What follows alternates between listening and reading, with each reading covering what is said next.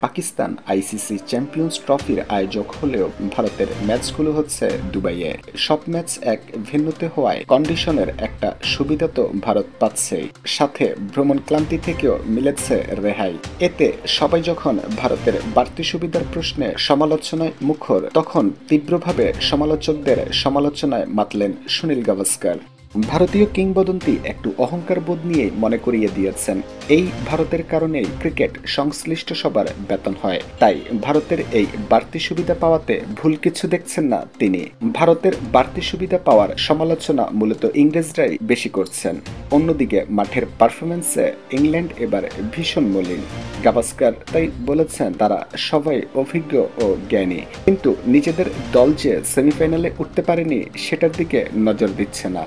ভারতের সমালোচনা না করে নিজেদের দিকেও তাকানো উচিত। তোমাদের দল কেন ভালো খেলতে পারছে না সেটাই আগে ভাবো। সবাই শুধু ভারতের সমালোচনায় মশগুল। এমন অভিযোগ করে তিনি বলেন, তোমাদের দলের ফলাফল নিয়ে চিন্তা করো, নিজের দেশ নিয়ে ভাবো। কিন্তু সবসময় দেখি তারা ভারতকে নিয়েই কথা বলে যাচ্ছে। এখন এসব আগ্রাহ্য করার সময় এসেছে। তারা যে যা বলবে বলুক, আমাদের মনোযোগ দেওয়ার আরো ভালো জায়গা আছে। এক পর্যায়ে রুটি-রুজি নিয়েও খোঁটা দিয়েছেন গাভাস্কার। প্রবীণ এই ক্রিকেট ব্যক্তিত্ব জানান, বিশ্ব ক্রিকেটে ভারতের যে প্রভাব তা হয়তো তারা বোঝেন না। সম্প্রচার শত ও মিডিয়া শত থেকে ভারত যে পরিমাণ অর্থ দেয় সেটার উপরই তাদের বেতন নির্ভর করে।